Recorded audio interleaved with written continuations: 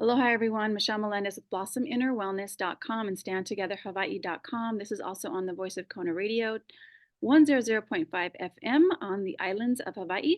You can also listen online. And I'm super excited today because I am actually in a TV station, and I'm going to be interviewing Tracy Derwin about the Maui Police Chief.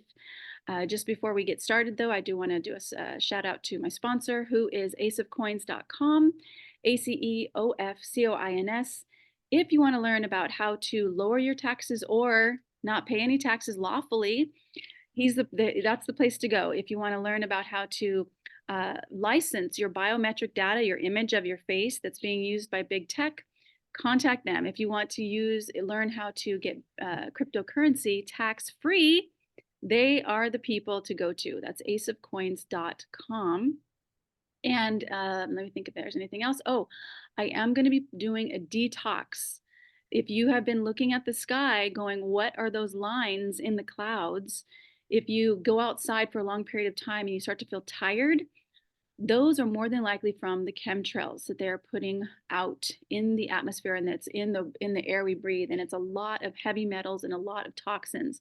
So I am going to be putting together another detox program. I run these about 2 to 3 times a year, and I have found a really, really good product.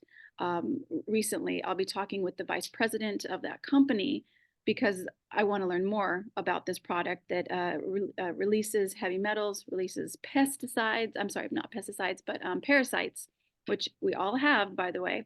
So keep an eye out for that information. It's coming soon. And here we go with Tracy. Thank you so much for joining me. And I'm just going to pause the recording there because I need to do the TV part. Be right back, you guys. Of course. Nope, sorry. Okay, go ahead. All right. Thanks, Michelle. So, I want to first ask you before you start, is you were born in Oahu, and what made you start looking at the Maui fires? Like when the Maui fires happened, what was your thoughts? so immediately after the fire started going, I got a lot of information that just sounded very off. Being from Hawaii, a lot of these things that were coming forward just really did not seem right. And more information. And the roadblocks, I believe that when I heard about that, that was the point where I told myself, I really need to do something. I need to let as many people know about this incident because I knew deep down that there was something not right. And because I was born and raised in Hawaii, I have a very strong connection to the land, to the culture. That's where my family is from. So it really touched me in a way that was very profound, and I got very angry. At this time, I had a beauty channel on YouTube, so I was doing mainly makeup and makeup brushes, but I decided that I needed to let at least some people know about this and all the inconsistencies that were being relayed in the media. And I decided to make a couple videos. And about a week after I put those 2 videos up, I was not expecting to get much of a response. I thought if I maybe let a few hundred people know, maybe 1,000 views came out of it, I would be happy with that. And I was going to go back to my beauty content. But those 2 videos went viral, and I got this overwhelming response of encouragement and people agreeing that there was something not right. And that is what launched me into looking very deeply into all aspects of this incident. And the further I looked, the more horrified I became at what I was learning. And especially the MPD, the Maui Police Department branch of the story, because there's so many different facets of Mm. this tragedy. I just kept digging and finding so many shocking things. And the main reason I looked into the Maui Police Department is because the police chief, he came from Vegas. So he was the incident commander of the Mandalay Bay shooting, which is the largest mass shooting in US history. And knowing that there were 9 roadblocks in the afternoon of the 8th, that kept people in the area that was burning and led to many people dying. And so I wanted to figure out what it was, why did that happen, and how could this horrible tragedy happen where it did. It just did not sound right. So with that, I So I want to just pause you for 1 second. Well, first, mahalo so much for doing this research. For those of you watching, if you go to standtogetherhawaii.com, you will find all the research sources. So you may or may not believe what is happening, and more than likely you will believe it. But if you want to do your own research, you don't have to believe us. There's a ton of information at standtogetherhawaii.com. So Tracy, go ahead and take it away from there. Okay, so to understand how Police Chief Pelletier became the chief of Maui, because it is a little odd that he is in this position. He is the highest ranking officer, yet he is not a local. He came from Las Vegas. So he started out his career with the FBI. That's where he got his initial training. And he was with the Las Vegas Police Department for 23 years. So he was there for some time. And the biggest incident that he oversaw was the Mandalay Bay shooting. So in order to understand how he became the police chief, we have to also understand how the previous police chief was in a way forced to resign or forced to retire early in order to open this position. So I have a video here. Is I'm on screen share? Go ahead and do your screen share. I don't see it yet.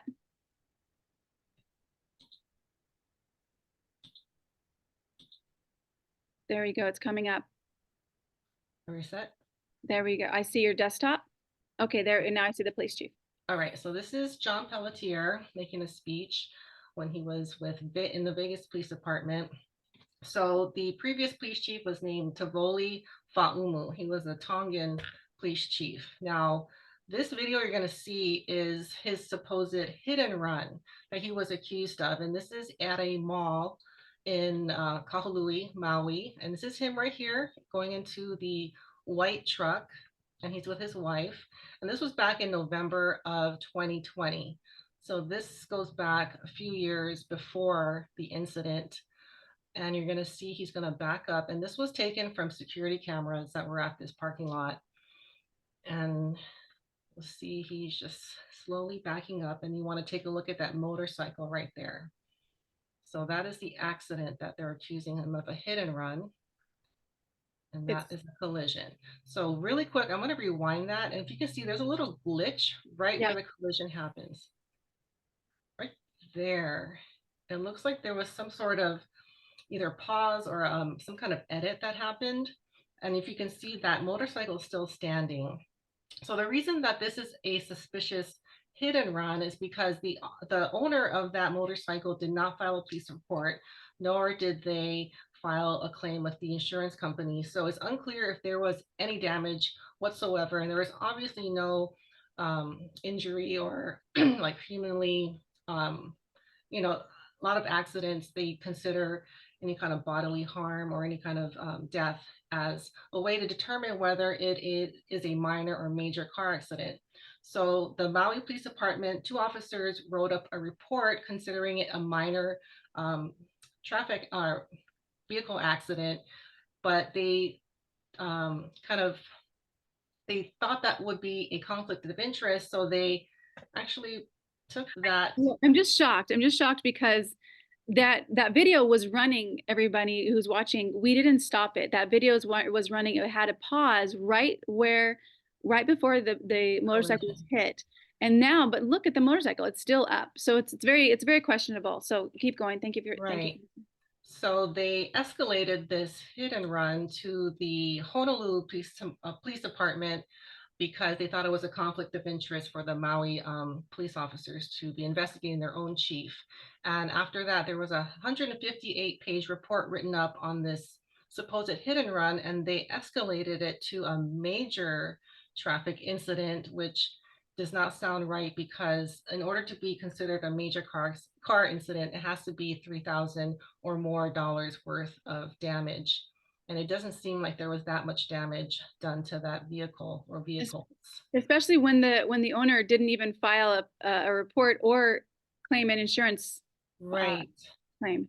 Right. So that right there was something that really caught my attention. Now, after this hit and run, it went all over the news, and he was being blamed for this horrible hit and run.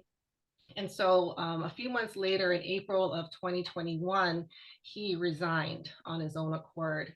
And that left the position open. So after that is where I started to find evidence of corruption and collusion. And it comes all the way from the police commissioner. His name is Mark Redeker. He's no longer in the commission, but he has a complaint right here, as you can see, of a ethics violation because he was caught making a trip to Vegas to meet with the potential police chief, and he was accused of giving him sensitive information before Pelletier had his testing and interview when he was up for this position. Now, he was up against three local officers.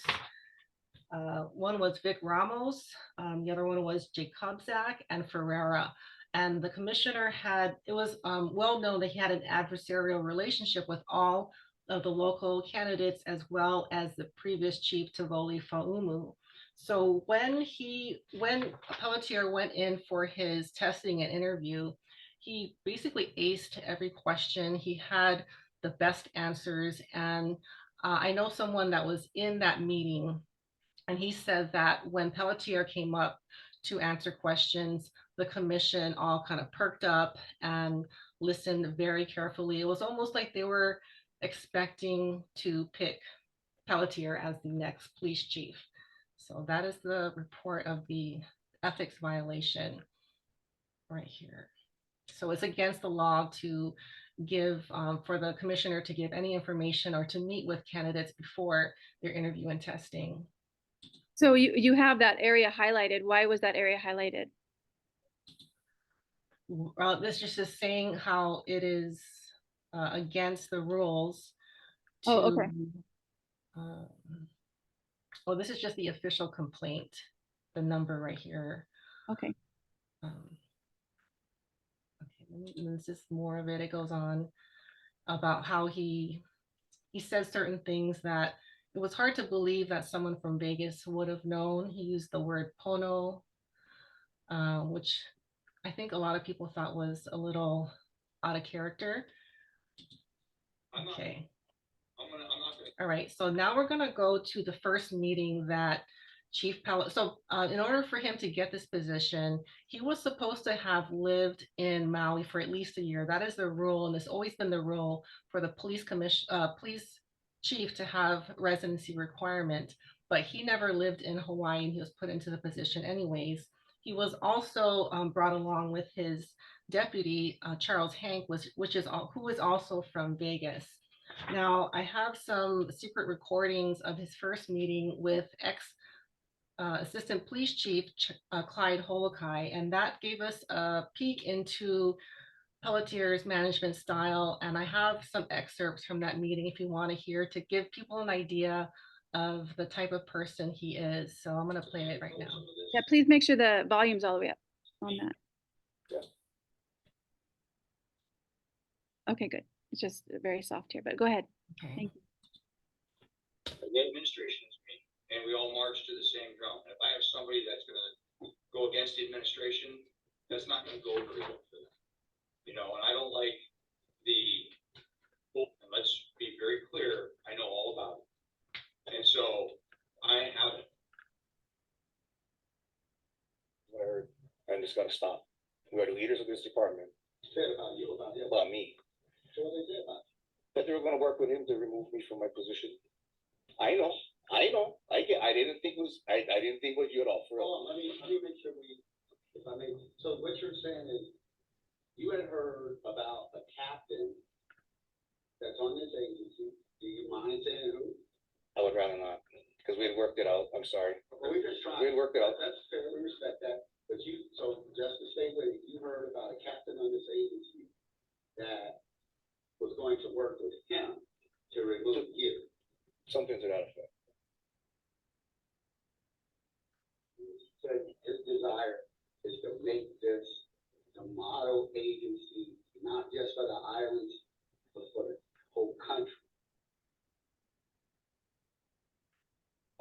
apologizing and talking to people that, and this is me. You work, I'm gonna be your best friend. You don't work, or you're a crooked cop, I'm gonna be your worst enemy. You look at my record, it speaks for itself. We've gone after, when I was a captain of the city, we put away 20 cops. It was dirty. And I hated it, but I'll do it again. November. Okay, so those were some excerpts from the meeting that Clyde Holokai, who at the time was the assistant police chief, he had since resigned or retired shortly after Pelletier became the police chief. Now, during this time, John Pelletier had racked up 8 official complaints from the department, mainly about creating a hostile work environment, and it caused a lot of people to leave the department or retire early. So a couple of things I wanted to point out, which is a theme that comes out with Pelletier and his deputy Hank, is that they're looking to make the Maui Police Department as the model agency for the state and the rest of the country. So they are looking to come here and really shake things up, change things around, and get the cops that are trying to do the right thing out and getting their own people in. That's the gist that I got. And these recordings are going to be from the first commanders meeting, and you're going to hear the same theme about them trying to become the model agency for the state and for the country. And I So find that interesting. Why the country? Why not just make Hawaii better? Like what is the deal with that? Anyway, I find that interesting that he says that. Thank you, Tracy. Keep going. yeah, so through my research, I found out that he has a bigger responsibility than just these roadblocks. I mean, he is trying to really overhaul the agency and make it into something that someone else is telling him to make it. And it becomes even more evident during the first commanders meeting. Now, these happened shortly after he became the police chief. To the final confirmation meeting took place before I had set this up. And I know that there was a shakeup. Let's not sit here and what does this mean? And remember we lost Alan and Igor, Alan Beck, Igor Soldo. There were active shooters. One for that, I had the strip for 3 years. What does this mean? Okay, so I'm going to play his introduction on how he kind of glazes over his involvement with the Mandalay Bay shooting, and that's going to come up first. Let me just. You know, it's I get it. I do get it. Okay, here it is. Prior to that, I had the strip for 3 years. I was the incident commander for a total. I was either the incident commander or the commander of 3 actual active shooters that were active shooters. One would be 1 October, everybody knows that here. One would be the CC Walmart incident where we lost Alan and Igor. Alan Beck, Igor Soldo in a CC's Pizza on June 8th, 2014. And then my first day as a captain, when I had the strip, there was an active shooter on a bus in front of the Cosmo. We would shoot 3 people, killing me. And the FBI deemed that as an active shooter. So I tell you that in the dates so that you understand. I'm not saying something and if I say it, I mean it, it's real. Otherwise, so let me make it. Okay, so that was his glazing over of the incident that he was involved in. Now he's going to make a threat to the commanders about how he's going to, he uses the word fillet, the first person that is insubordinate. And after that, there's going to be an example of how he does try to shake things up and take the head of internal affairs out of his position and moving someone else into that position. So clear. I'm the administration. We know this, okay? You all are the administration. Through me, you're the administration. You have to know everybody in this room a lawful order. You have to support the administration. You have to. Okay, I will not tolerate insubordination. I understand where it falls in codes of conduct, and I understand how severe it can be. And anybody that is grossly insubordinate will not leave in good standing. I will not have it. I just won't. I will not have individuals or groups undermining the administration. That's all I'm going to say on it. I think everybody knows exactly what I'm saying, but please do not be the one I make the example out of first, because I will fillet the first one, and then everybody will understand very quickly what I mean. Effective immediately, Alana is going to be assigned directly to the deputy chief as the information specialist, because we will control the message. This is one team, one voice. Things will not leave here. I will not have 3 different people speaking on a crime scene, giving a different message. God forbid there's a critical incident. It's got to be message. It's got to be controlled. I will not have memos coming out that should not come out to MPD ever.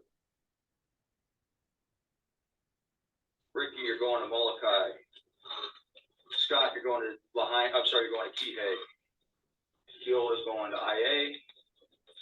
Any questions on the assignments for the chief before I start talking? I disagree with my I assignment. don't care. We'll talk, hold on. So it was questions, not your opinion. All right. Okay. Any other, we can talk after this. Any other questions? I just had a quick question. When Captain Talk goes to FBI, who's gonna be? We're gonna leave it vacant. What? What's your question? I want to hear what you're saying. I was just asking who's gonna be acting of Captain Talk. And when is he over? He's gonna be IA. Right, I'm gonna cover that with, right, chief? I think he wanted me to help cover that. Ricky, we can go talk in my office. Very clearly in my speech the other day, I said my goal is to make this a model agency for the state and a best practice for the nation.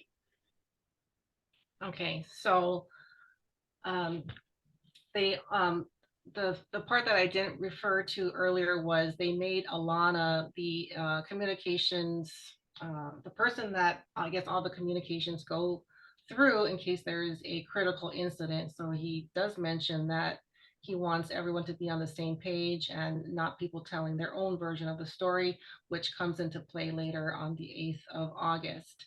And also regarding Ricky Oidoi, the reason that it is such a big deal that he was reassigned to Molokai is that is a huge demotion. He had been in charge of internal affairs for almost 23 years. So by putting him in Molokai, they were kind of just getting him out of the way. And he eventually, actually shortly after, he retires early because that was just a big slap in the face. And in fact, there is a rule that officers are not supposed to do more than 2 tours in Molokai because it is so hard on an officer's personal life because they're traveling so much. So that's why I wanted to include that.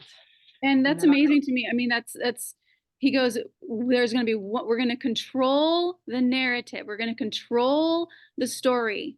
Mm-hmm. So it's like nobody can speak out. That is, thank you, Tracy, for this. And then he says, we're going to, I will fillet the first person that goes against this administration. I mean, wow. Talk about the Aloha State here. And unbelievable. So thank you, Tracy. Keep going. Right, and regarding the fillet comment, since this has happened, he has fired someone that was in charge of human resources and finance. Her name is Melissa, and her husband was also fired for speaking out, which was in retaliation. The firings were in retaliation for them speaking out against the chief. And I've heard from people in the department that after he fired Melissa, he made it very clear to the entire department that they fired Melissa, making her an example of what can happen if you speak up against me. So he was not just saying that he was going to make an example and fillet the first person. He actually did do it and really set the stage to keep the department in line. And when I get these questions of, well, why aren't these officers coming forward and, telling what happened, they have a job and they have families often to support and they have a pension that they're hoping to get. And if they speak out, he has actually said that he's going to mess with their retirement. So he has the power to do that. If someone retires, he can make it so they do not retire in good standing, meaning they don't get their full benefits after that. That is so against the Constitution. And I just invite people to stand up against this, because this man is a bully and he is absolutely an authoritarian fascist. Like you can't just tell people you can't speak up. That's a freedom. That's a violation of the First Amendment. So, Right. you know, if people can step up, they can take this to court. I would hope that they would do that for the islands. And I know, and I can't imagine being in that position. I know that that would be very hard. But when do we stand up? This man is an absolute fascist bully. Keep going, Tracy. Mahalo. Right. Okay. And also Melissa is in some kind of legal proceedings, and it's understood she will win because there's so much documentation that the reason she That, was fired was in retaliation, but that is going to be somewhat of a process. and that's okay. We got this process, you guys. We can stand up. They're expecting us, especially the Hawaiian people, to just sit and not do anything. And I love knowing that because we can stand up against this and we will win. So mahalo so much for that, and thank you, Melissa. Of course. Okay, so then we're going to move on to the next kind of controversial incident. And this happened 50 days after he became the chief of police, and he requested for a pay raise, a pretty significant pay raise. He initially requested a $40,000 pay raise, and then they offered 46,000. Now, I don't have confirmation that his salary did go up to that because I get conflicting information. Some say he didn't, some say he did, because it's against the union laws that he gets such a significant pay raise. But here is a complaint from someone named Dana Puckett, saying, and she's just asking that the commission wait 6 months until they consider this pay raise because he had only been in this position for 50 days and morale was so low. It says right here, there are Can you officers. highlight it? Can you highlight that spot? Thank you. Where's the, I can't. And if not, that's okay. That's all right. I wanted to, here. Oh, there we go. Yeah. So right here it says officers with 15 to 20 years are going to quit and they're willing to sacrifice their pensions because morale was so low. And they felt that if he had gotten this pay raise, it would have made things worse. And since this period, many very good cops and senior officers have left the department. Yeah, that is really sad, and especially sad for Maui, for all of Maui. Right. Okay. So the next, I guess, unusual incident that happened after he became the chief is February 24th of 2022. Terry Jones, who was Chief Pelletier's personal secretary, died in a car crash. Now, the official story is that at 4:40 in the morning, she was taking a nap in her car, and she was supposed to be delivering newspapers for her daughter. And when she was taking a nap, these two men, they did eventually catch them. Robert Nelson and Jesse Lee DeCoit stole her purse and sped away in a car. And she woke up during the theft and started to pursue this car. And I did speak, so this, it is a very suspicious time for the chief to lose his personal secretary in such a tragic way, in such a violent way, under unusual circumstances. But I did speak to people who were very close to this investigation. In fact, William Hankins, who was in charge of the investigation, did want to go on the record and say that she was on the phone with dispatch during the car chase, and she was on the phone when the accident happened. And he does acknowledge that the timing is very unusual, but that their findings are just what we heard, that she was in a tragic car accident. She was going too fast around a curb and she hit a tree. What makes this incident so traumatic, and it was a very traumatic thing for the entire department. Terry was with the department for 30 years, and she was the matriarch to the department. And When I listen to the recordings of the commanders meeting, you hear her in the beginning, and she like reminds me kind of like of the aunties I grew up with. She just had that, you can hear her accent and her cheerful demeanor, and she was so eager to help. And she just seemed like one of those very sweet local women that were just trying to do a really good job. And my understanding from people that were there were that she was very poorly treated. She was spoken down to. And I know Clyde said that he saw her in tears in her car in the parking lot crying because of the treatment she was getting from Pelletier and the deputy. So that was a point of contention because during her eulogy, Chief Pelletier spoke of her very highly as if she meant so much to him and that he was so devastated for her loss, when in fact he was very did not treat her well at all, and that really didn't settle well with the other officers who loved and cared about her. And what happened was, like when this accident happened, was the ambulance called? Was everything done by the book with this accident? My understanding was she was pronounced dead at the scene. And something interesting, I don't understand why this was the case, but Pelletier and Hank wanted to classify this accident as a murder because she was being pursued, but legally they cannot categorize this as a homicide because it was, an accident in a way. But my understanding, she was not rushed to the hospital or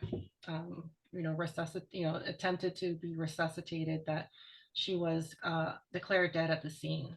So that's what I know So about why that. was she in pursuit? Because so her purse was taken. I thought she was pursuing the people that took her purse, which I think that's really interesting of why somebody would take her purse when she's sleeping in the car. They just open the door and grab the purse. It's really, really weird. But what, so she was being pursued? She was pursuing the Just pursuing. thief, the Oh, two okay, sorry. men that were Oh, okay. that the alleged thieves. She was Got it. pursuing them, so I think that was a reason they couldn't categorize it as a homicide.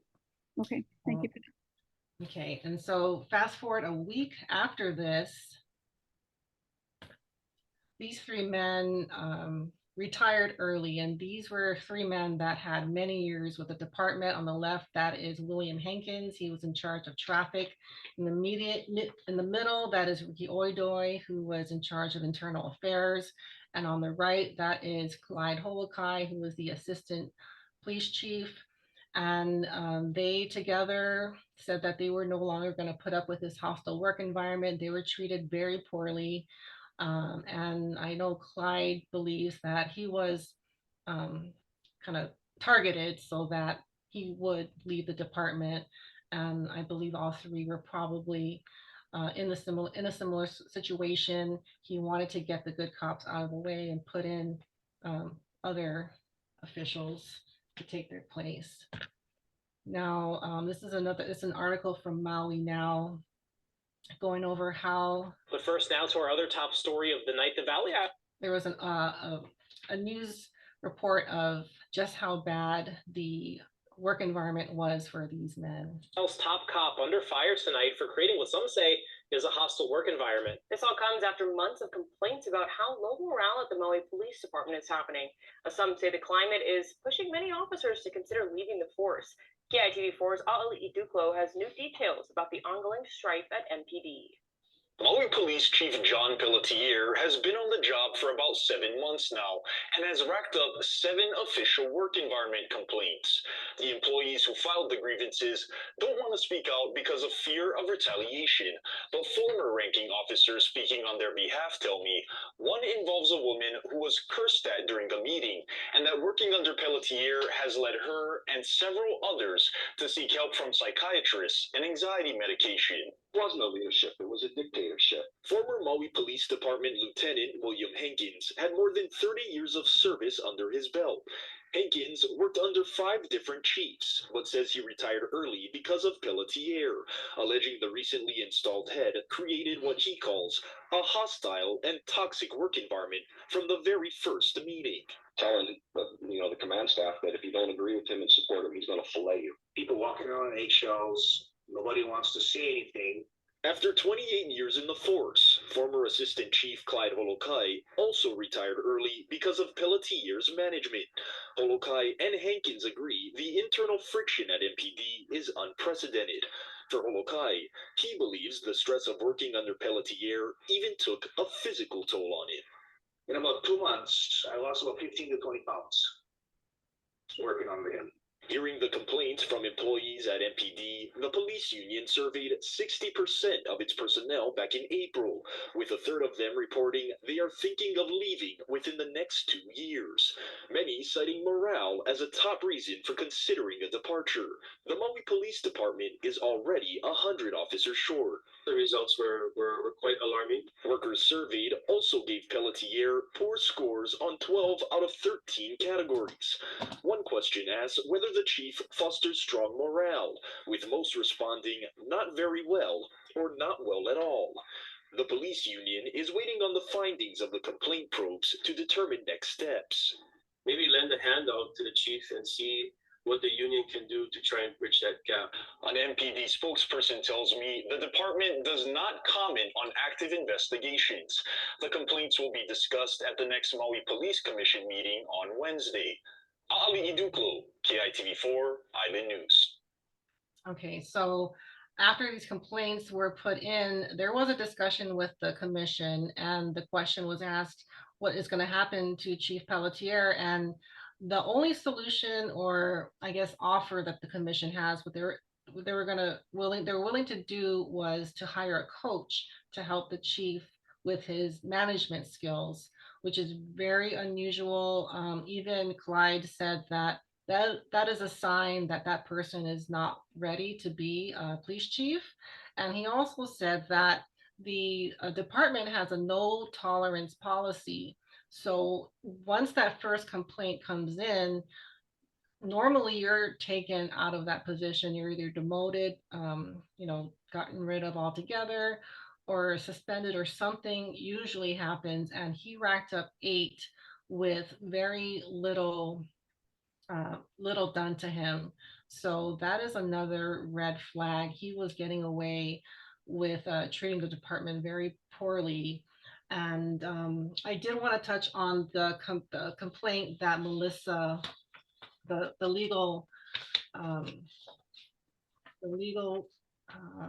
case that she's filed. And it's understood that these complaints are substantiated and that she will eventually win in court. And so we're all hoping that Pelletier may finally be held accountable for something. So that is yet to be seen. It might take a little while, but that is our hopes that something will be done because of this court filing. I just found it very interesting that they have this authoritative dictator as the Maui police chief, when these are the Hawaii Islands, and this is Aloha State. And so it's really interesting. Thank you so much for doing this research, Tracy. Keep going. Mahalo. Of course. Okay, so I'm going to fast forward to the day of the Lahaina fire, August 8th of 2023. I'll point out, aside from the roadblocks, I'll go a little bit into that and show some evidence of that. But something that he did that was very unusual, which he went against policy by not being in the Emergency Operations Center, or the EOC. Now, he is one of the most important people that needs to be there because of his rank. He is allowed to give orders to the different departments, and he was not there, and he was never there, and he admits that he was not there, and that a assistant chief was there in his place, and that was appropriate, because if he was there, he couldn't do his other job. So what he did is he set up his own personal, he calls it the DOC, the Department Operations Center, where he did his operations from. So I don't have a witness coming forward saying that they got orders from him, but during the afternoon of the 8th, let me see if I can find it. Oh, this is him saying. Was not at the county's emergency operations center during the disaster. Instead, the department says he sent a lieutenant and later an assistant chief. Meanwhile, Pelletier was at police headquarters with several members of his command staff, setting up a department operations center. A task Holokai says is typically taken care of by an assistant chief, so the chief and other members of the chief's office are available to work directly with the county and leaders of other emergency response agencies. He says having the right people collaborating together in the same room is crucial. If you're not used to that type of situation, at the very least, it's going to be very inefficient. And if you're not of the rank that you can command another officer across a different bureau to take action immediately, that's going to cause problems. All right, so that is what he decided to do during the tragedy. Now, we'll go to the most shocking part of one of the most shocking parts of this disaster is that there were 9 roadblocks in this area, and you can see them here. So the stars are the roadblocks of from either police or I guess law enforcement, some sort of law enforcement are where the stars are, and then the bolts are where HECO or Hawaii Electric Company blocked the roads. Now, at first, Pelletier says that he did not set up any roadblocks. So he denied that. When he was confronted by Jeremy Lee, asking him if he had blocked traffic going out of Keawe Street, which would allow the traffic to leave the area, he very emphatically says, I did not lead people towards the danger. But evidence proves otherwise, that they were diverted in one case into a parking lot where there was no other exit. So they were kind of corralled into a parking lot. And because of this, many people did die in their cars or were forced to go into the water. As you can see here, they're kind of forced either to stay in their car or flee into the water. And many people lost their lives there. Now, another, I guess, excuse that comes out from Chief Pelletier after the evidence of the roadblocks, many eyewitnesses coming forward, video and pictures of these roadblocks, he had to backtrack and say, well, yes, there were roadblocks, but that was because of the down power lines that were energized. Now, that is also an excuse or a lie, because there are 17 calls recorded between Maui Police Department and Hawaiian Electric, where you hear Hawaiian Electric saying that the power lines are not energized. In fact, they were turned down from 4 a.m. to 6:30 in the morning, because that's where the Kula fire was going on. And then they came back on for a little while. And then it was announced at 6:40 they turned the power off again, because they saw the fire coming to Lahaina. So there was no way those lines were energized, and there was no way that there was any danger in the traffic leaving these roads. Because also, I know you talked to Ann Williams, and she said there were some roads where there were no obstructions, right? The roads were clear, and they were still blocking people in that area. Yeah, I have her testimony queued up whenever it feels appropriate to share that. Yeah, why don't you share it here? So okay, go ahead and stop screen share, and I'll do my screen share. Oops.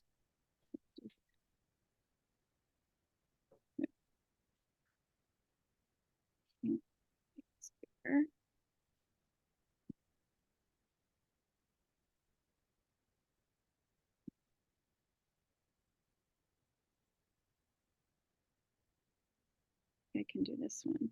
Still be recording. I ran down the hill, and at the bottom of the hill, at the light at Lahaina Luna Road and the highway, the main road, Honoapiilani Highway, is where I actually saw my daughter already being stopped by the police. She was on the highway trying to go north. She was in her truck already, saw the fire and was trying to get north. she was being blocked, but in a way that was okay. I had time to jump into her truck. So we sat there being blocked by a police officer right there at Lahaina Luna Road. Nobody could go on the highway going north. He was blocking the whole highway traffic going north, which is the way we wanted to go. And so we didn't just sit there. I just said go, because I knew the fire was coming down. It was coming down quick. And I knew this police officer would be running for his life any minute. So I just took off. We just took off, didn't obey the traffic cop that was there blocking everybody, and just moved down towards Front Street. We had to go down towards Front Street and then make our way through the streets in Lahaina town going north. We eventually did get out of town by going out the Fleming's Road exit near the old Chart House restaurant. And it was still open at the time. And when we did go out that exit, we were able to turn left on the highway, which is going north. And it was just free and clear, no poles or anything down. No electric poles were down, and it was just a safe exit, free and clear. Cars can go. And there was nobody, it was hardly anybody except for just the few people that were getting out Fleming's. That was the only exit really to the highway at that point, going north, which is the way I was going. And I made it out north. So I was safe there. I did notice though later after I left is when that exit became blocked by many by two police cars just blocking the exit, not allowing anybody else to go out that route. Did you see any telephone poles, or what was there any reason for these cops to be stopping people and not allowing them to go through? Not that I could see. It was no traffic. I mean, I did see traffic coming the other way. People who might have been working in Kaanapali were probably trying to leave their workplace, trying to come back to Lahaina to get their families out. They were coming the other direction, and I believe they were getting blocked also. I don't really know on that direction. I just saw cars coming that way, but the cars that were going north, which was the way I was going to get out of town, at Fleming's, once you're on the highway at Fleming's and can turn left, there were no poles in the road, nothing. It was just easy driving the whole way north. We knew we made it out at that point. It was safe.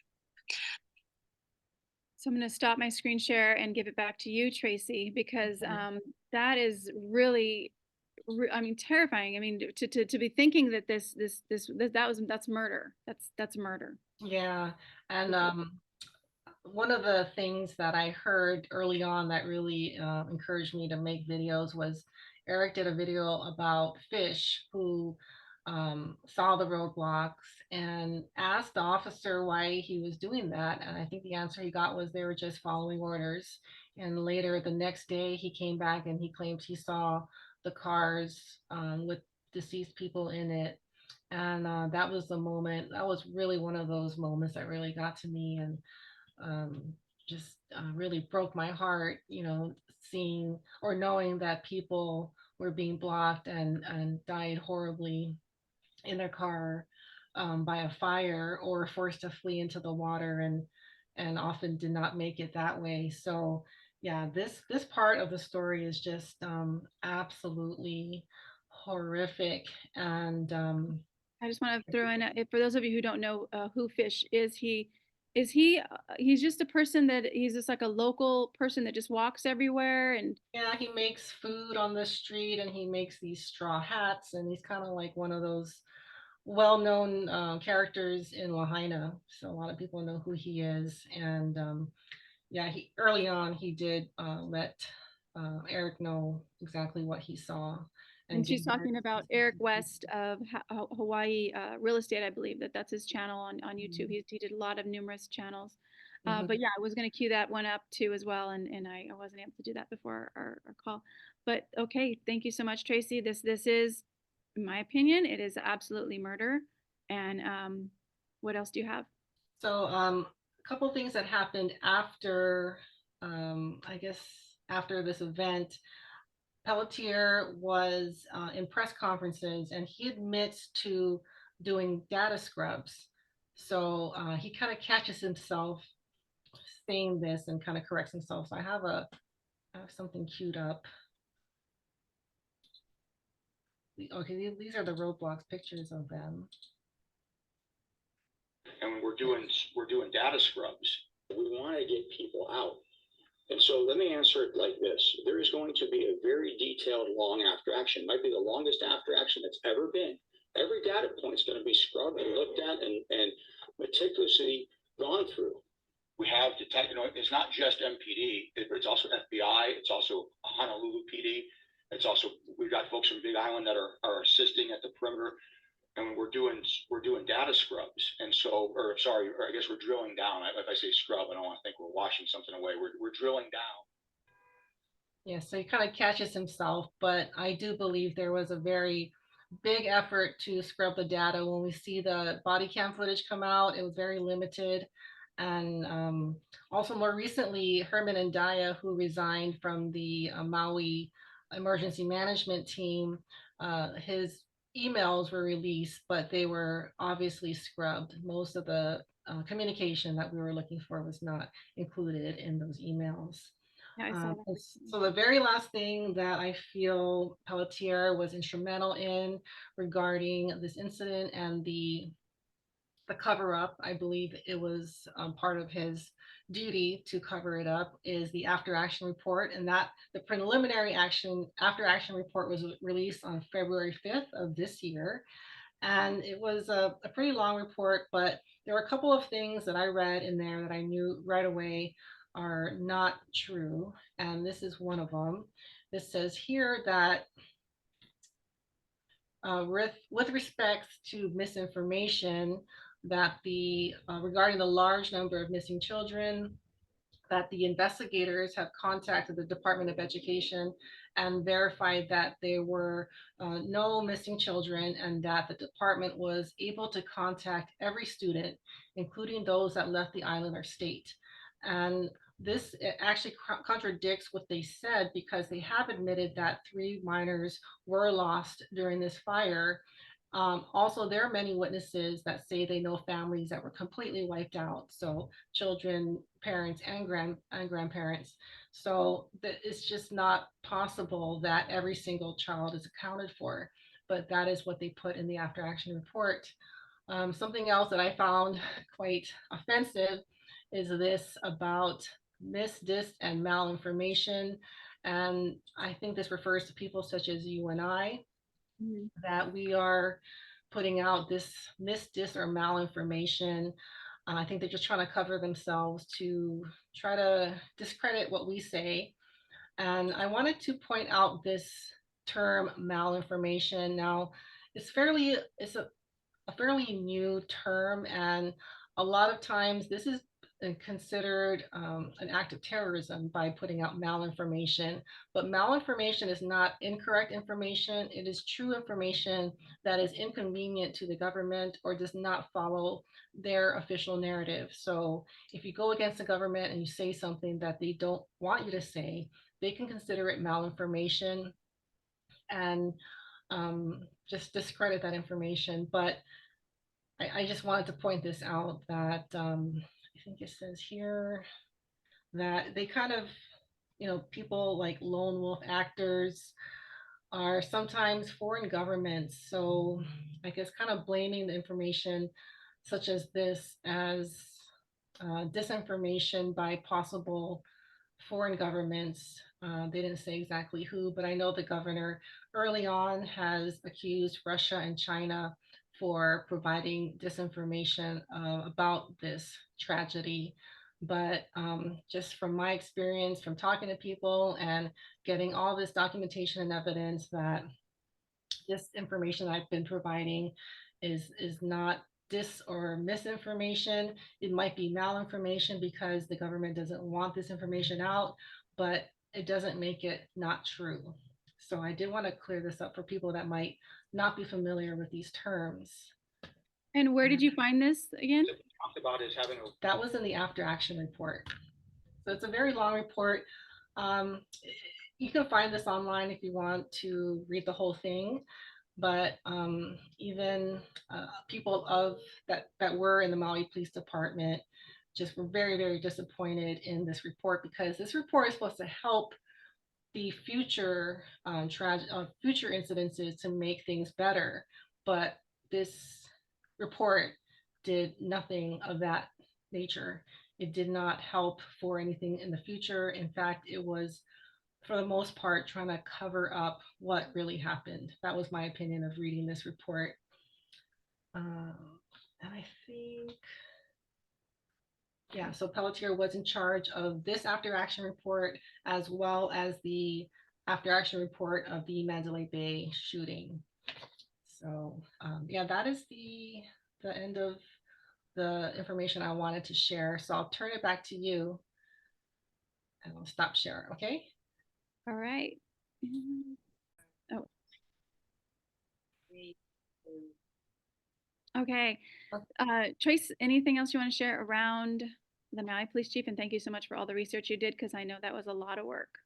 Of course, my pleasure. Well, something that I wanted to share that I have come to learn after researching the department and the chief for about 6 months now is his position was not given simply for this incident. I believe it was one of the big reasons why he was put into this position, but he has a lot more to accomplish. And from speaking to people that were in the department, he is part of the ushering process of this new smart city or modernized version of Lahaina. And my understanding is that they're trying to bring gambling and more tourism into this area. In fact, they just legalized the first casino on Oahu, and they have recently legalized online betting and football, like fantasy football betting. For when I was there, all forms of gambling in Hawaii were illegal. They wanted to keep the islands free from those types of things, so people would go to Vegas to gamble. That's just one of those things that your family did. You want to gamble, you go to Vegas. You want to party, you go to Vegas. But I think what they're trying to do is usher that type of thing, usher the strip to Hawaii. And I think they're going to start out with Maui. So part of this process is bringing people such as Pelletier. Also, the police chief of Kauai is also from Vegas, and his deputy. So it's not just John Pelletier, it's other chiefs coming in from Vegas. And that is the feedback I've been getting, is that it's part of a bigger process, it's part of a bigger plan. And Lahaina was just the beginning of this new change that they're bringing to the Hawaiian Islands. So I wanted to share that his job is not done, and there will be other duties that he is to fulfill. And he is still, I know a lot of people say, like, where is he? My understanding is that he's still working at the department, and he is carrying out his expected duties. And we will see more, I believe, from John Pelletier. And I don't think he's going to be resigning, and I don't think he's going to get fired. And I think it's very, very important that we keep an eye on him and really, report on what's going on with the corruption and collusion in Hawaii regarding the law enforcement agencies. Yeah, So thank you so much for thing. that. I will share now the standtogetherhawaii.com website and show you guys, when she talks about the smart cities, what that means. And let me just do a quick screen share here. This is, again, please go to standtogetherhawaii.com, join our email list, join us, because we're standing together. There are actions that we can take together, and one of them, this is how we say, sorry. If you can, please join standtogetherhawaii.com. There's a lot of information that is here to take a look at. Click on Maui Fires, and this is a whole plethora of information around the Maui Fires from a 48-year and actually 49-year arborist who shows how it was not a normal fire, from the lies that the Hawaii governor stated to the United Nations. I do a whole video on that, but I do want to share this right here. And this is the Maui West Maui corridor that they have planned for Maui. This was planned since 2011 to 2016. And this, I want to show you the map, the West Maui corridor map. This shows right here where Lahaina is. So Lahaina couldn't be rebuilt because it was historic preservation. Because of the law of historic preservation, you couldn't rebuild. But these red areas are where the urban center corridor has been planned for Maui. And now Lahaina can be rebuilt because it has been absolutely destroyed. This is also to understand what these smart cities are and when they started, when the plans started. This was during the period of 2011 to 2016. There had been a smart community project called Jump Smart Maui, held in the island of Maui, Hawaii, with the objective of effective utilization of renewable energy that had been penetrating on a large scale and widespread deployment of electric vehicles. A smart community was constructed by Hawaiian and Japanese stakeholders, headed by the New Energy and Industrial Technology Development Organization, NEDO, of Japan. These are stakeholders. The bill that just is in legislation right now, 3381, literally states, first, the map of that bill shows the entire west coast of Maui. The purpose of the bill says it's to rebuild Lahaina, but the map is the entire west coast of Maui. And it literally states that they will collaborate with their stakeholders. They don't say who the stakeholders are. And then it says Maui County building professionals, but it doesn't say homeowners in that bill. There's so many things in that bill that are extraordinarily concerning. Another part of that bill states that they will do anything necessary to gain financial funding from the federal government. Anything necessary. It also states that they will allow for awards of donations of any kind from anybody, public or private, as well as the federal government.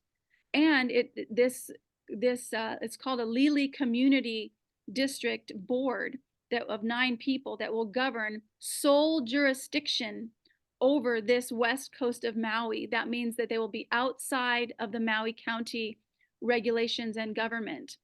Very, very concerning. They also state in that bill that there will be millions of dollars allocated to this district, to this board, and that this board will assess fees for land users, farmers, people who own land. And if these and this fee will be for supporting this board. So not only do they have millions of dollars that will be allocated to them, but they will also assess fees for land users. And if these land users are unable to pay, they will assess interest and other fees. They don't say what these other fees are. This is just a few of the things that are in that bill. And then Tracy, you had another bill that you saw that was about eminent domain and taking property that's been destroyed. And can you share a little bit about that bill? I believe it's 2396. Right, HR 2896. One of the most shocking parts of that bill is that they are going to be using the excuse, or they're going to be using eminent domain to take away property rights. And this will go against what the property owner wants. So normally eminent domain is used to make roads or public utilities, and people own property. They're able to pay them for their property so they can build a freeway or whatnot. But my understanding is for them to use it for the redevelopment of the land is, to me, I have not heard of it. It could have been used, but certainly in Hawaii, eminent domain has not been used just simply to redevelop land. So this bill will allow the government to purchase private property against the landowner's will and redevelopment through eminent domain. And is So that because in the bill, I think you said it states that if the house is destroyed, or there was some type of caveat, I'm not sure, I don't have it in front of me, but yeah, also, I saw an article just today that came out saying that they have not issued any building permits in Lahaina, not a single one. And they're putting up all these roadblocks to people who want to rebuild. For example, they cannot use the Olawale dump site to take their toxic waste from their property. So they don't have anywhere to put the toxic waste anywhere. Also, I read the article I read goes into how quickly Kauai was giving building permits after Hurricane Iniki. In 1994, there was a major hurricane that swept over Kauai, and within 30 days, hundreds of building permits had been issued. And still now in Lahaina, over 6 months, there have been no building permits issued to the landowners. So it's a really bad sign that this is unprecedented and a very scary time for not just West Maui, but for the entire state. You know, if they're going to start doing these things here, the chances of it spreading to the rest of the state, I think, are very likely. So I think everyone that is in Hawaii, especially if you're a landowner, should be very, very concerned about these new bills being passed. And they're being ushered very quickly. I believe 3381 was introduced February 24th, and they already voted on it, I think, on the 1st of March. So they're giving very little time for the public to learn about these things. And they also denied public testimony at these hearings, and only written testimony was allowed, which is also very suspicious. and the last time, yes, so the House Bill 3381, that is the one I just was referring to.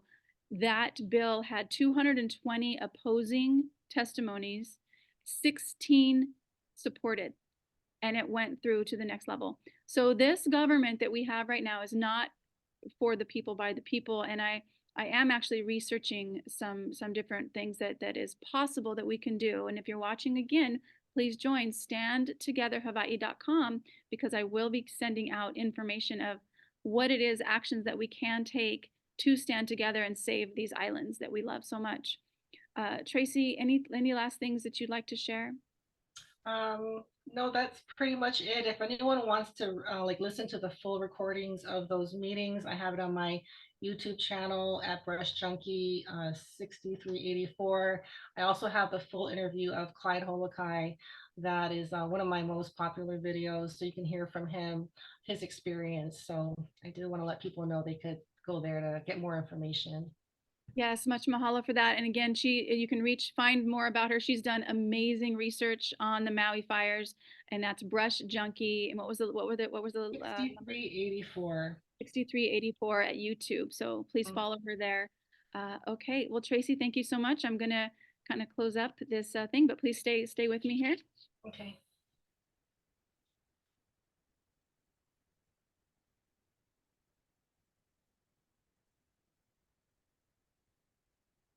So you don't have to believe everything. You don't have to believe. Oh. Sure.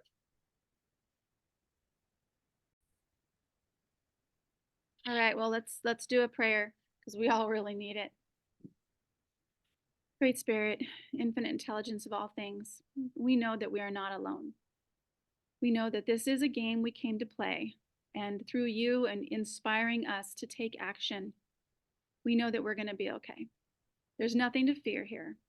We know that through you, Great Spirit, we get to watch as those who do not care about human life and those that want to harm this planet are being taken out of power.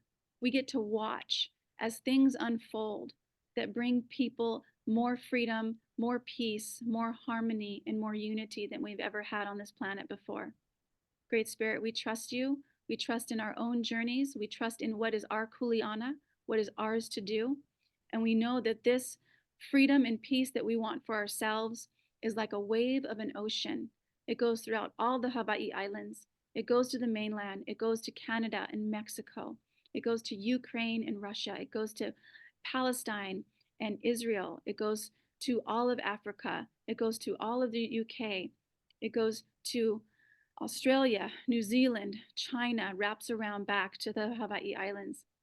In Great Spirit, we see this beautiful mother planet pulsating with one heartbeat of humanity, one heartbeat of one human race, together, unified, standing strong, standing in love, in aloha, and in unity. And we call forth right now this peace, knowing that this darkness is leaving the planet in a peaceful way. These people in leadership are being removed from office or they are voluntarily stepping down. We get to watch as that unfolds right before our eyes. We send so much inner strength to Lahaina, to the people of Lahaina, and all the people who have had their homes destroyed, homes attacked, their keiki taken from them, and the people they love taken from them. We send them inner strength right now and hope that this world can be a better place. And so it is. Mahalo, sister. I'll talk with you soon. And for those of you watching, please join standtogetherhawaii.com and check out Tracy's YouTube channel as well. Much mahalo for joining me. All right. Thank you, Michelle.